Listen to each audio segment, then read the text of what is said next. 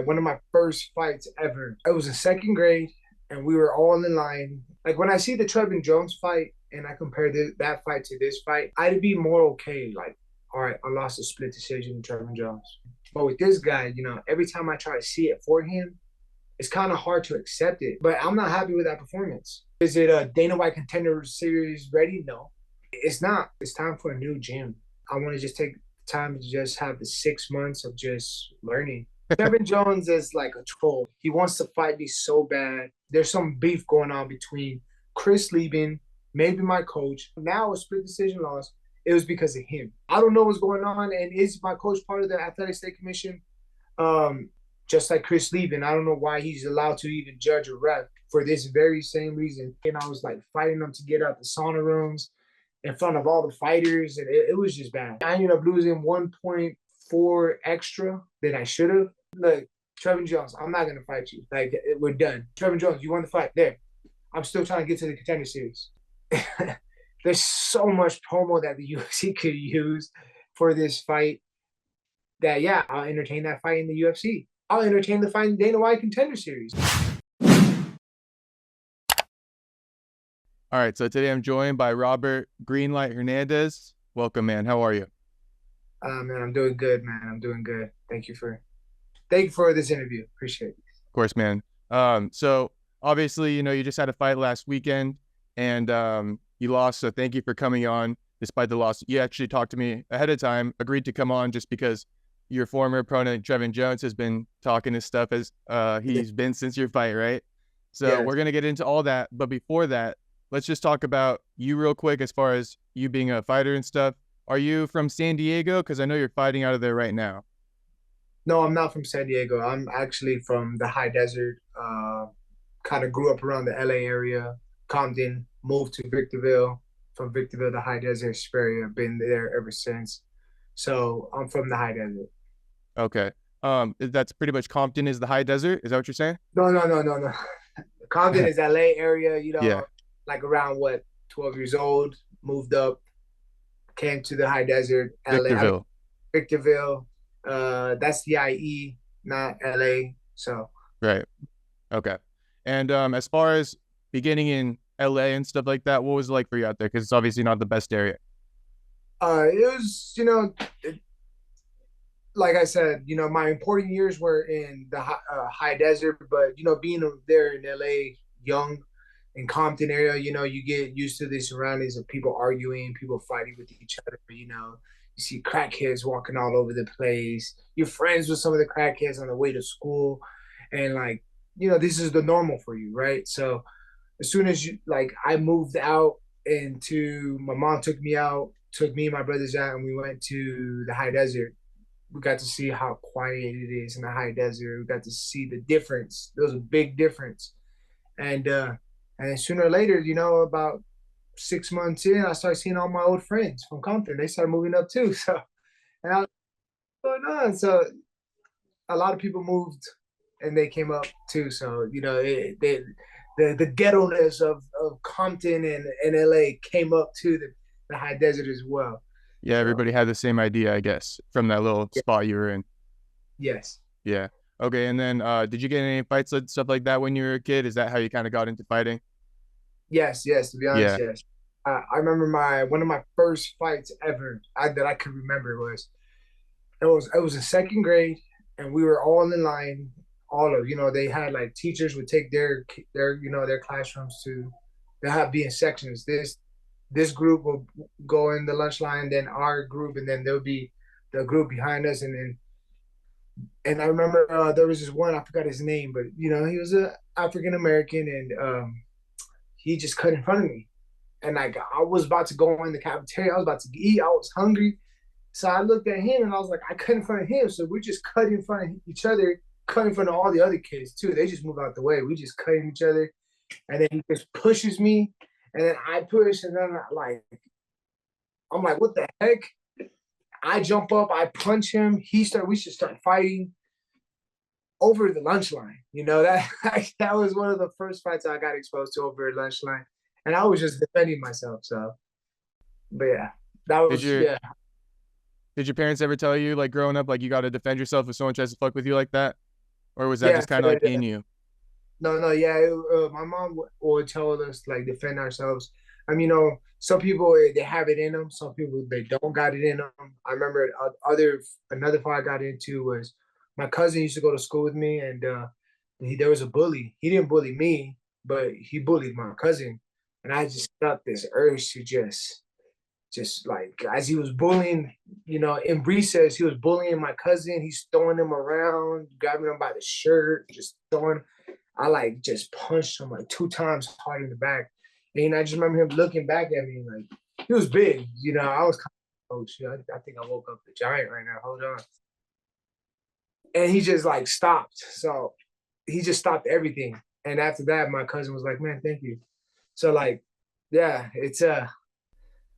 we fought a lot. Yeah. Actually, my dad's from Compton. He moved from like, well, actually, funny enough, right?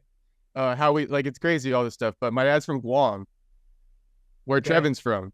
That's how I Yeah. kind of fuck with Trevin. And then, but yeah, my dad moved to Compton, so he got in a ton of fights out here too.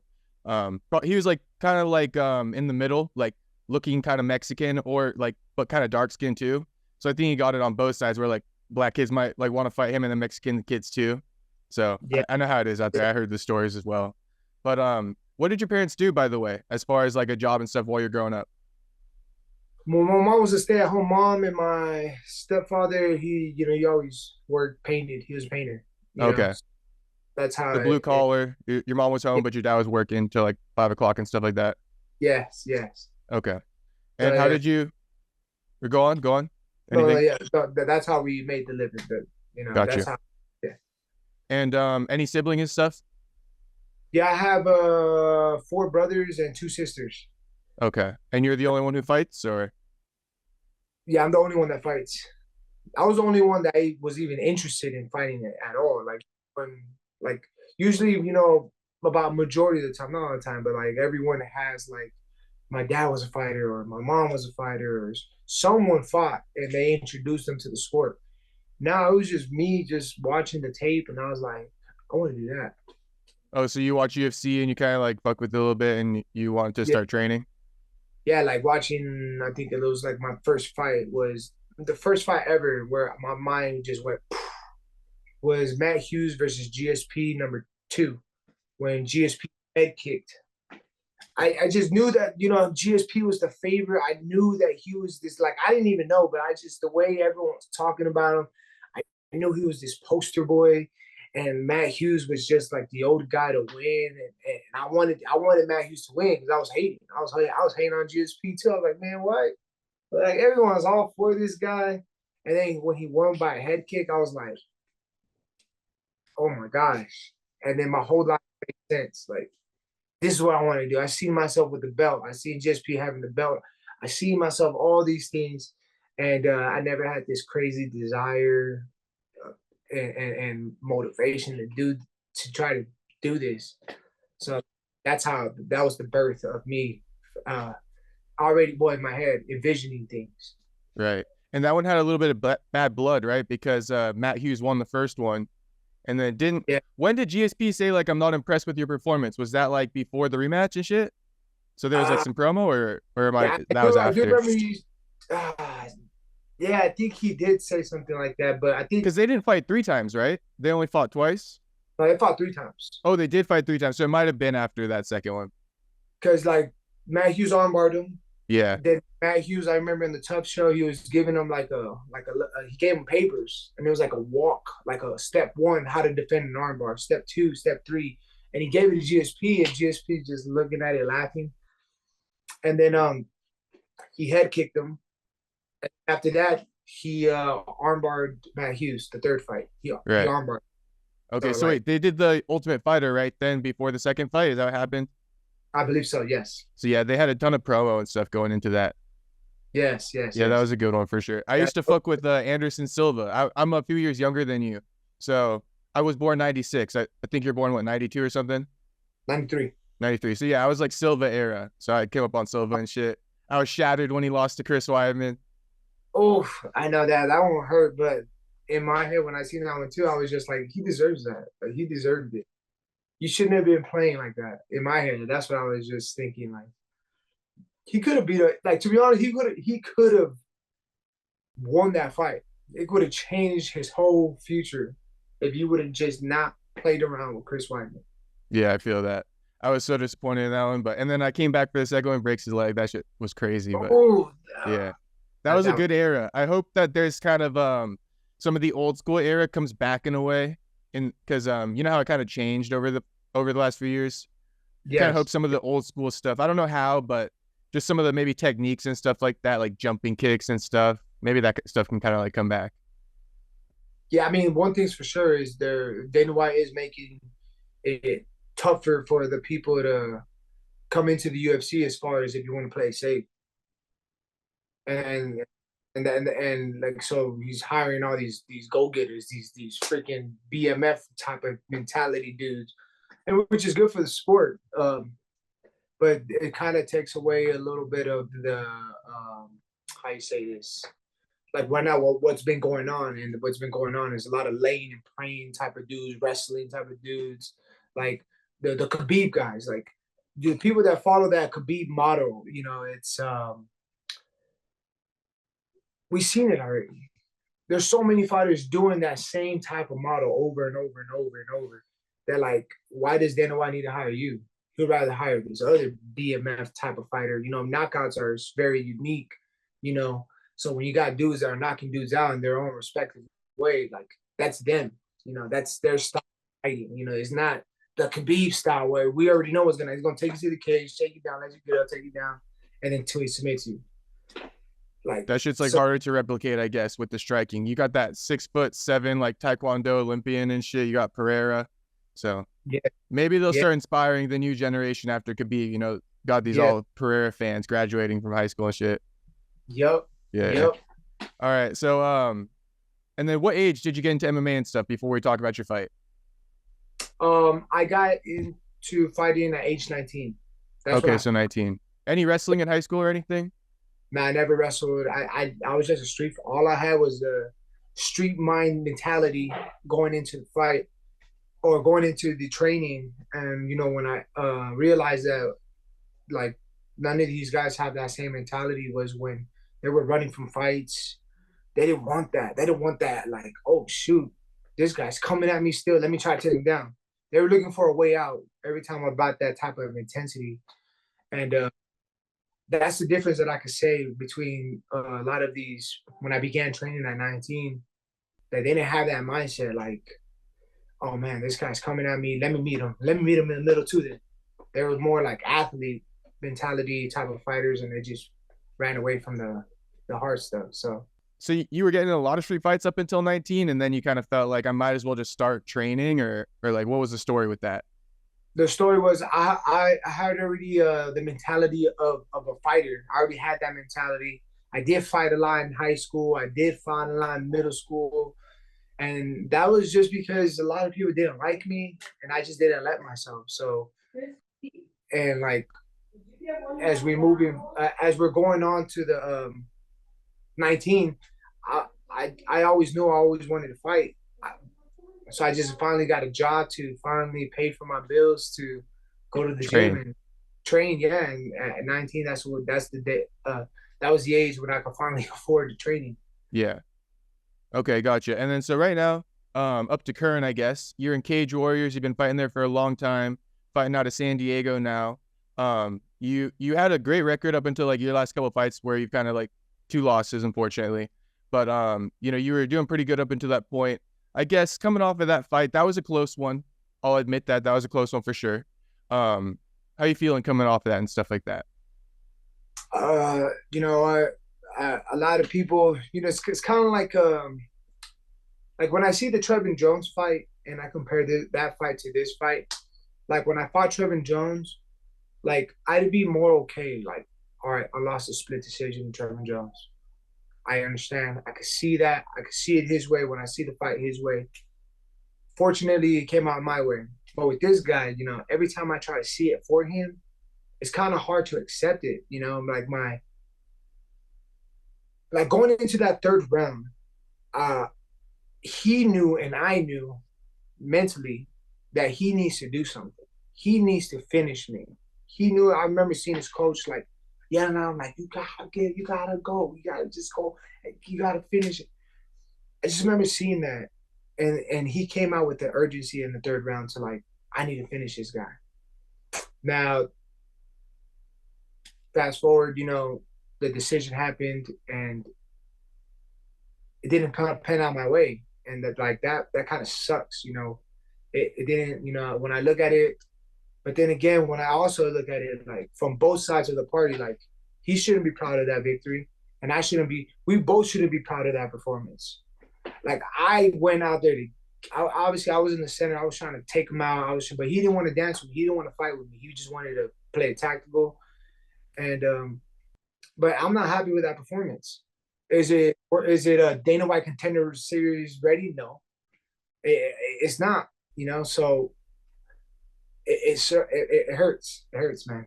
Yeah, I guess with the decision and as far as your performance, right? It's a little bit of a double whammy there. Yeah, like it's not even when I fought Trevin Jones too. These high stake fights.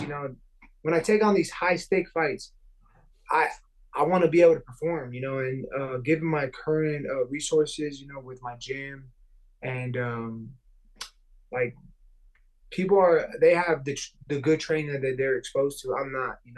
I'm in the high desert. I have to drive to places to get good quality training, and sometimes I can't get it. So I make the most out of it. But for me, when I take out of those two fights too, all those three fights, even when I went to the when I fought for the belt, it's time for a new gym. I need to take a step back, and obviously with the support of my head coach Joe Stevenson, uh, move to a new gym, new playground, learn new tricks, and just grind and don't take any fights. Just wait. Like there's a Cage Warriors has a uh, event in the end of the year in San Diego, and so I want to just take time to just have the 6 months of just learning, Okay. become a student of the game, and just rest. Because on top of that too, I feel like I didn't get enough rest for this after the Liam Gittins fight in March. Just went straight back into this fight, and it showed up. Like everything showed up. So that's what's going on. Okay. And yeah, I mean, you've been active, not even before that. You've been fighting. I looked at it as like every 3 months for like at least over a year, right? It's been that way for at least 2 years, actually. Yes. So now you're trying to take a break and reassess some of the training situation and stuff. Yes. Yeah. Do you think Because Joe Daddy will help you out with getting a yeah, new well, gym and stuff? with his blessings, I've asked him. I talked to him about it. Like I don't look any better. Like I just look the same. I want to look special. I want to look like the type of dangerous fighter that I know I'm capable. Yeah. I want to look like the dangerous fighter that I know I'm capable of, but I know it's not. It can't happen if I'm coming to my home gym, which is Cobra Kai. It's time for me to move on. Yeah. You have any gyms you're scouting? Not as of yet, because it's still fresh. We're still looking. It has to be a very calculated decision, and I don't know which gym. And but the gyms that I was looking at, my friend, my teammate Jamal Pogues, I was planning to check it out over there. I think he's with Team Syndicate over there. Okay. Then there's MMA Fight Academy, that one too. San Diego? In San Diego. Yeah. But there's options that I'm looking at, but I haven't really fully, like, hey, what's up? What are you doing? But these are the ones that come to my mind right now that you're asking. Yeah. You might fit in over at the MMA Fight Academy because I know like what's his name? Aruzco? Anthony Orozco? Yeah, he fucks with you, right? Yeah. Yeah, so I'm sure they'd be happy to have you over there. They know you and stuff. No, yeah, I've trained with them before. Okay. I've trained before, so it's good training over there. For sure. And that's kind of like another question I have as far as like because obviously you mentioned UFC, you're not too proud of your last performance, you want to switch a new gym and stuff. So I guess last thing on this is like what are you trying to, I guess, improve on your skill set to kind of make you get to the UFC? Because that's pretty much what you're saying, no? Yeah. The skill set is obviously Muay Thai. Okay. I want to be able to, use my legs, the art of the 8 limbs, the elbows, the knees, and be able to recognize, potential threats that they're throwing at me with kicks. You know, all of it has just been instinct. You know, I use my instinct. One thing I have is my eyes and my reflexes, and I'm constantly seeing and I'm moving. But I want to be able to set traps, you know, and leave my leg dangling there on purpose so that I could just, you know, give out good counter shots that I'm constantly practicing in the gym with high level worthy opponents, so that when you got somebody like this Javier Garcia throwing a little cat, I'm ready. So yeah, man, that's basically, you know, what I want to work on, my Muay Thai, and obviously work on my wrestling and, you know, everything else, but mostly Muay Thai. Just focus on straight Muay Thai. Yeah. Okay. All right. I mean, Thailand's always an option, I guess. Pretty cheap for a few months. Try to like sharpen it up out there. Okay. Yeah, Yeah. you're right. Not bad, Yeah. right? Okay. And then because Trevin had some reaction to the fight. So a couple of things that stand out to me, right? And just give me your take. I don't have a preference either way. But he's saying, like, basically, I think what he said is, you coach Joe Daddy made or how do I put this? He made a stink about you guys' loss. And, you know, I don't know if Joe Daddy is part of the commission or not, but he said he is. And so he's like, yeah, like they're on to you guys. Like they're not giving you these close decisions anymore. And he believed that you did lose the last 2 rounds, I believe. So any response to that? Oh my God. Look, Trevin Jones is like a troll, man. He's a troll. He wants to fight me so bad. You know, in my head, like I fought him. I took the fight. You know, they offered me. I actually wanted to fight you, Trevin Jones. I wanted you. I wanted you. That's why we fought. And when we fought, you know, obviously things didn't go your way, you know, but when I think of it, you know, there's this guy, you know, there's some beef going on between Chris Leben, maybe my coach, and every single close split decision win, split decision loss, now a split decision loss, it was because of him. He's always rooted against me. He's always in fights that in my head, I clearly won. He just gave the other guy the nod. John De Jesus, I think maybe Moses Diaz, I believe he gave him 1 round. Like there's just a bunch of fights, and now this one, I'm pretty sure with the Trevin Jones, it was a split. It was because of him. So when I look at his judging, like I already know once he's already in my judging my fights, I already know I lost a judge. So, it, you know, you could say that I lost 2 rounds. You know, either way, I'm happy. I mean, I'm not happy with the performance. Either way, I lost the 2 rounds, win or loss. I'm not happy. That's not worthy of Dana White Contender Series. Neither from you. Even when we fought, we didn't even give a worthy performance of going to Dana White Contender Series. So, like, at the end of the day, you know, I got to work on my craft. We all got to work on our craft. Even you too, Trevin Jones. You say you've been building back up brick by brick. Like, we gonna see it. You haven't fought. I already fought 2 times. You haven't even fought. What is it? What you haven't even fought. You turning down like fights, or I don't know if people turning down fights with you, but like you haven't fought. So I don't even know how good you've got it. And me, I've just been busy. I never got a chance to, you know, actually work on my craft. And now I'm taking the time to work on my craft. Now I'm taking the time to become the dangerous fighter I know I'm capable of. So All right. As far as like that beef goes, you don't have to, but I gotta just ask anyway. Like, what's going on with your coach and Chris Leben? I don't know. I just remember one time with when I fought John De Jesus, my coach was saying it out loud, like, yeah, Robert won, you know, Robert won all 3 rounds, or, you know, Robert, you know, he was talking about it. And Chris Leben, he told me that Chris Leben was like kind of like made a face to him, like there was like a little face he made to him. And ever since then, like I just been coming up with these split decision wins, I don't know what's going on. And is my coach part of the Athletic State Commission? Um, I know that he did. I think he did went to school to become a judge, but they told him that he couldn't be a judge because obviously he has fighters. Just like Chris Leben, I don't know why he's allowed to even judge a ref for this very same reason that we're having this conversation, you know. And to come to think of it too, you know, like Chris Leben is friends with that guy on Instagram, that guy's coach on Instagram too, you know. So like these why people shouldn't judge, you know, fighters that or coaches that have fighters or coaches that know other fighters, you know, because stuff like Yeah. this, you know, it kind of gives you this kind of like, Then A close fight you got, like that, you yeah, have no problem giving it to your guy. I get what you're saying. and then you got Trevin Jones. He thinks that my coach is part of the athletic state commission too. So like, these are the conversations you don't want to have because now you just feel like there's some bad blood or bad stuff going on behind the scenes. Right. So I guess since you're switching gyms anyway, you don't have to deal with that with your next fight as far as something like that. With the blessing of my coach, Joe Yeah. Stevenson. He's still gonna be my coach. I just need a new playground. Right. New training partners, new techniques to Yeah, learn. Makes yeah, sense, honestly.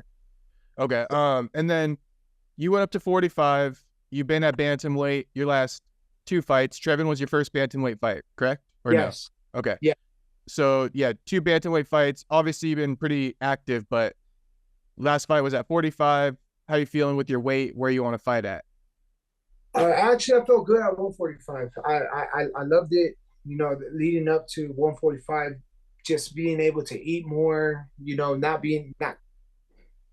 I'm just happy. You know, at the end of the day, when you're training happy, you fight good. You know, if you when I fought Trevin Jones, when I fought Liam Gittins, just leading up, you know, I made poor decisions, my unprofessionalism with Liam Gittins. I made some bad decisions, you know, and I don't like it. Really costs you. You know, you want to be like if you're not making right decisions, making for me, making bantamweight, like it really hurts you in that weight cut process.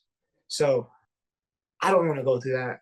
I like 145s because it gives me enough chance to be a human being and make mistakes with my diet if I want to be able to, you know, cheat a little bit, have cheat meals or whatever. So I like 145s. But I want to grow into it still too. So Got it. I guess switch to putting on some muscle now instead of yeah, like cutting off the fat the last time around. yes, Yeah. And you, just to just put it out there, something I'm thinking about. You work a regular job, right? yes. I work a regular job. Yeah. So I mean, that's difficult making 135, showing up to work and then coming home and stuff. If it's your sole focus and you can like lay around and relax a little bit, I'm sure it's easier to be disciplined to make 35. Like if you're in the UFC making a big bag, but for now, Yeah, it's probably a good decision. Yeah, just stick around at 45. yes, Something yes, people don't really consider, you know what I mean? But I'm just pointing that out because that's some of the realness as far as like things you guys have to go through. yes, man. Yeah, See, you know the game. You know the yeah. game. All right, and then with Liam Gittins, let's talk about that one a little bit. Trevin kind of said, so I guess you kind of believe the same thing happened. Like he thought that the weight cut was a little much for you, and you were probably going to gas out. I guess you had some issues as far as like the discipline during the camp. So, but from your perspective, and I guess your response too on that one, like the Liam Gittins fight, you saw my clip or did you not? I said I thought you won the first two rounds, and then you kind of like fell apart Yeah, at the end of it. Yeah, yeah, yeah. yeah. With the Liam Gittins fight is I feel like the one guy that I never thought that I was gonna like had any problems with as far as in the cage was Liam Gittins. I feel like Liam Gittins is a very basic fighter. He didn't have any tools that I should be worried about. With that being said, is now one thing I wasn't ready for was the jet lag.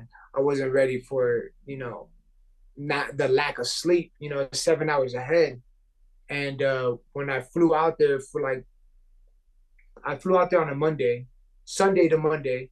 On Monday, I tried to acclimate to their time zone, and I just was up. I think I was up for like 48 hours trying to acclimate.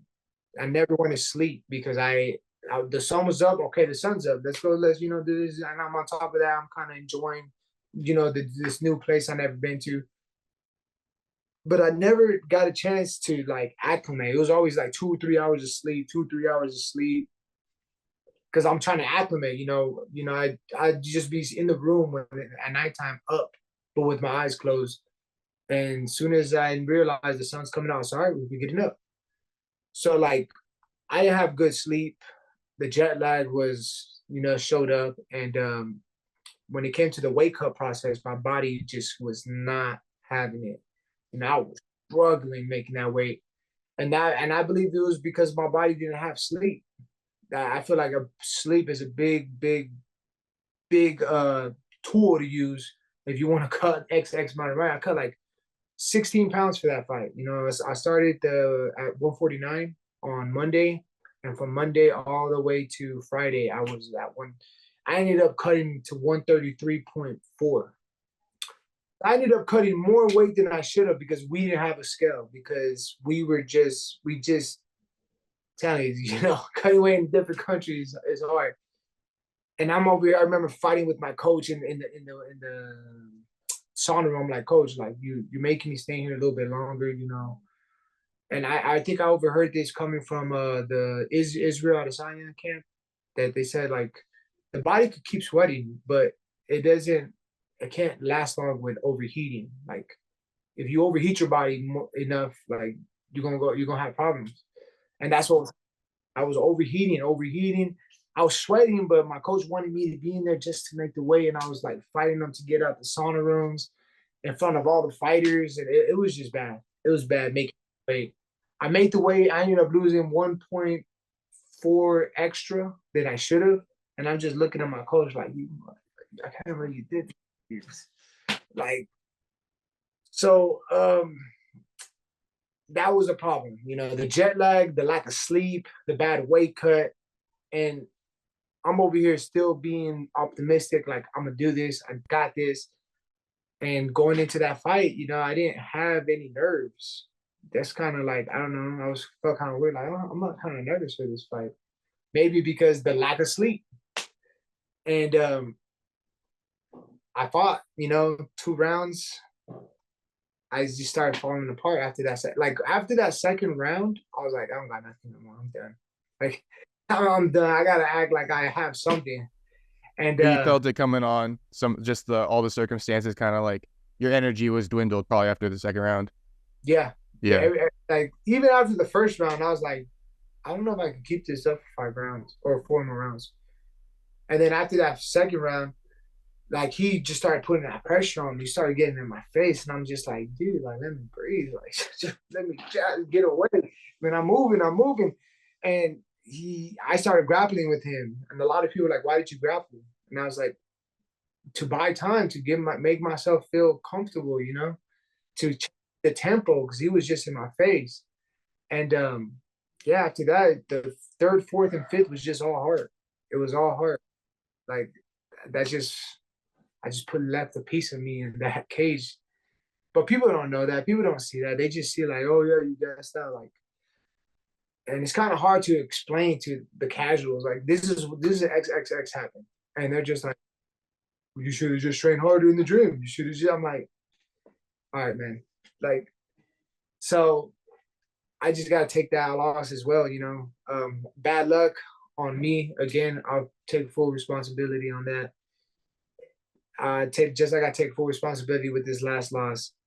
I don't look special, and I want to look special, and keep going back to, you know, what keeps playing in my head is like, you need new training partners, you need new playground, you need new gym, with the blessings obviously of my coach, and that's what's going on. Okay. Well, on the positive side, I'll give it a positive spin, but it's genuinely what I kind of think based off everything you just said. You fought Trevin, very skilled guy, you know, Liam Gittins, champion, and you went over there, got to the 5th round even, but you traveled internationally is what I'm saying. You fought, even though all those circumstances, you came back, you fought like 3 months after that fight this last weekend. So you've been busy, man. And, you know, with all this experience, like you're saying, if you take some time now, I think, to come back, sounds like the best option to me, to be honest with you.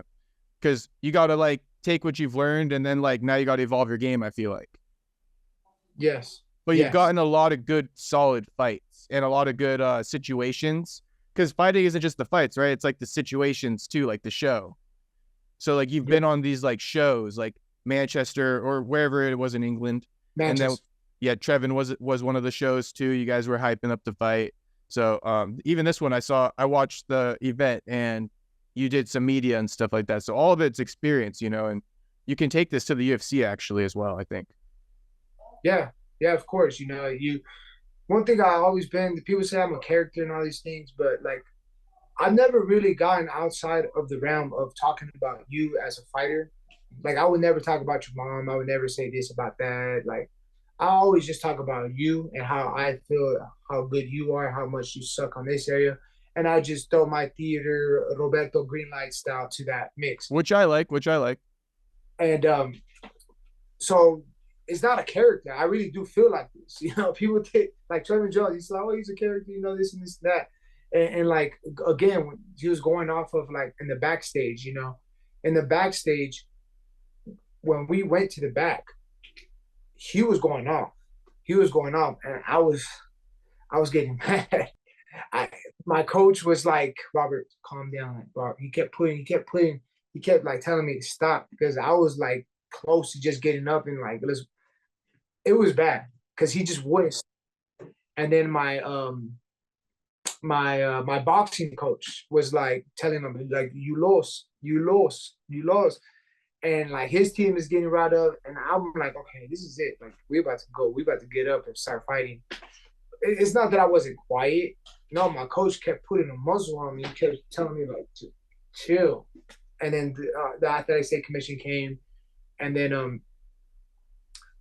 he said, if you guys keep this up, you know, we're gonna hold your checks. You guys not gonna. I'm like, damn, I'm not gonna say nothing. Like I was just about to say something, but I'm not gonna say nothing. And then like fast forward to like we fast forward, he's going to the club somewhere. We're in the front. The valet's coming to pick him up, and I see him, and so like I walk up, and he was very respectful. You know, he wasn't loud anymore. He was just talking about like I lost my teammate. You know, he started talking about being very how you say this, opening up a little bit. Like I just lost my teammate. You know, if I would have had my teammate, things would have been different. You know, this and that. And I'm telling him like, man, like I'm over here feeling for him, and I did. I tell him I was like, yeah, man, you know you hit hard. That's why I made sure I was moving around. But he kind of used that as ammo. Like anything I say that he added a twist to it. Like, oh, I was loose. I'm scared of you. And like, no, I was just being very compassionate with him because he's opening up to me about a loss of his teammate, and I'm just like trying to be a good person here. And so like that's why I told him like when I talked to you, you wasn't talking to me all wild anymore. Like you was just very quiet. You know, it's very respectful. You know, you telling me some personal things. I'm over here just trying to be a good person, and but he obviously has his twist to it, and like that's what kind of gets me mad. Like, bro, I get maybe you're trying to add some theater. You want the second fight going on, but like you're not. It's not gonna happen like that. So that's the whole lowdown on that one. yeah, you saw that other clip too. Then that he was saying, yeah. I put your old thing. That's what you said, right? You said he was very respectful and all that stuff. Which yes. I know that about Trevin too. I know that he lost his teammate tragically. That was a sad one. So, you know that you're a good guy for showing compassion for sure. I would do the same thing. Obviously, I guess Trevin's just very upset about the loss. But yes. Okay, so let me think. Like, you don't want to fight him, or like you guys should be friends at this point. Like, because I'm kind of feeling like you guys should be buddies now. Like, to be honest, like he gives me mixed emotions. Like, he like gives me my roses and then steps on them at the same time. Like, here's your roses, but let me step on them. Here you go. And it's kind of like, bro, like we're cool. Like, I try to be cool with you. You know, he over here tags me and stuff. Like, he sees rock climbing videos and he's like, here, you look for your daughters. You know, it's like a little kids rock climbing thing. And I'm like, damn, bro, thanks. But like, and then like next day he's talking trash. And then he goes back to being this other person. And I'm just like, what Trevin Jones energy should I be addressing? Like, I don't even know anymore. Like, are we buddies? Are we not buddies? You know? So I don't know. I mean, look, Trevin Jones, I'm not gonna fight you. Like, we're done. That chapter is sealed. Like, at the end of the day, if the UFC came to me, Dana White came to me, like, you got to go through Trevin Jones to come to the Dana White Contender Series, I'll do it. I'll fight you. But that's not in the mix anymore. Like, our roads, like, if I beat you and you beat me, it's not going to get us here. The road has to be, I have to fight these other guys, and you have to fight these other guys to get there. Maybe Dana White put us together in the Dana White Contender Series to get back on like that, maybe. But like, I'm trying to get to the UFC. You know, I'm 30 years old. You know, let's be real. Like, I don't got much time, so I am trying to just relax, chill, work on my craft, so I could become the dangerous fighter. And then, bam, once I'm ready, I'll go on another 2-3 fight run within the time span of 4 months. Because I feel like right then I'll be ready. Are you part of the plans? No. That's just what it is. Like there's no gain there. Unless for you, you know, for Trevin Jones, he has his personal gain on that. Like, I'm trying to get mine back. But it don't work like that, bro. You know, for me at least, it don't. Like, I don't have a big ego. Like, yeah, you feel like you won, okay, you won, cool. There, you won, Trevin Jones, you won the fight. There, I'm still trying to get to the Contender Series. There we go. We'll see if he accepts that part. But okay, so like, just to kind of put this to rest a little bit, because he also mentioned, he said, like, if you were talking about me tucking my tail when we were at the hotel, that because I was nice to you there, then I guess I tucked my tail. You just went in further detail and kind of explained the conversation a little bit. So, like, you know, you guys, how do I put it? Like, because this is what he's mad about, right? Is that he's like, you saw the clip, of course, where it's like, he lied about what happened backstage, but this is like the little nuance, like, of the two truths to every story, you know? So I guess with that, you know, you're not being such a liar as he's feeling you are, because you're explaining your side. But maybe he'll take it that way too. But, you know, if you're not going to be such a liar, I guess, right, in his eyes, that's the main reason why he wants to fight you. So I guess if that's gone and you're like kind of like sharing the full story, then maybe you guys can be cool, is what I'm trying to say.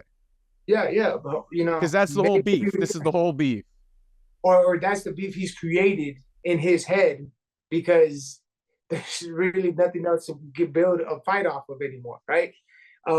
I just feel like, yeah, man, like you was like, how would I know that his teammate passed away?